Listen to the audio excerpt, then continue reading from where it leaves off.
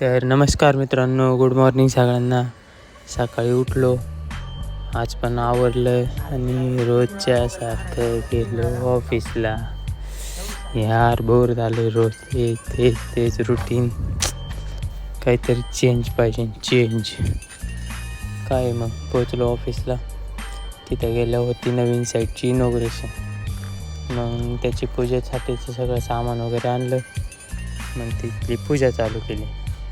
पहिलं तर तिथली पूजा केली आणि त्यातल्या त्यात क्लायंट पण आले होते. मग त्यांच्यासोबत पण जरा डिस्कस केलं. त्यांचे काय ओपिनियन होते ते घेतले.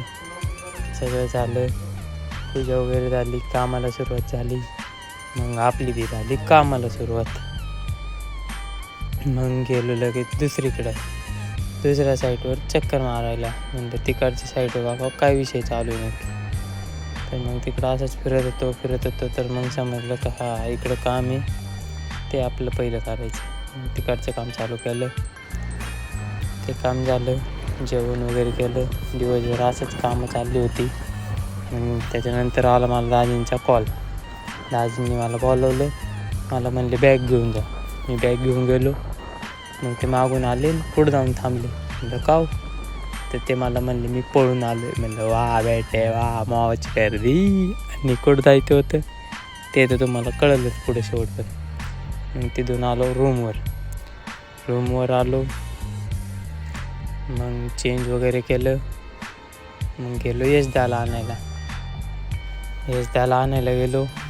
त्याला घेतलं. पहिलं ऑफिसला जाऊन थोडं टंगळमंगळ केली. यशदाला उचललं आणि मग त्याला घेऊन आलो डायरेक्ट रूमवर.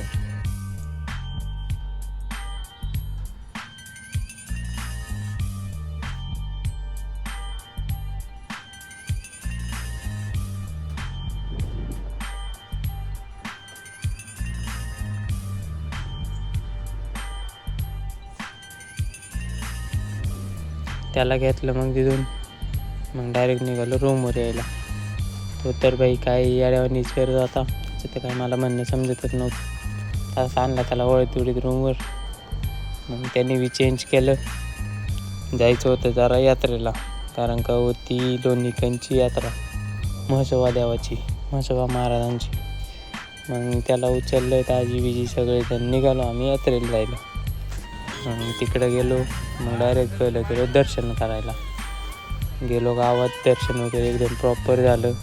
गर्दी तर होतीच, पण एवढी पण नव्हती का जेवढी तुम्हाला अशी कन्सिडर करतो. त्याच्यामुळं लवकरच दर्शन झालं. यात्रा तर एकदम फुल ऑन भरलेली. त्यात यांचं चाललं होतं फोटो काढायचे. मग सगळ्यांचे फोटोशूट वगैरे केलं. मग असंच फिरलो यात्रा थोडा वेळ. यशदा असलं माहिती ना तुम्हाला कसं राहतं. मग ते जरा विषय वेगळा होऊन जरा बसलो टाईमपास करत तिथं. मग तिथून डायरेक्ट आलो दीदीच्या घरी वगैरे गेलो. जेवण वगैरे केलं. बघा याचा फोन दमच नाही बघा. जेवण वगैरे आवरलं सगळं आणि मग डायरेक्ट आलो आपल्या रूमवर आलो. दिवसभर तर पार दमलो होतो, एकदम जाम झालं होतं.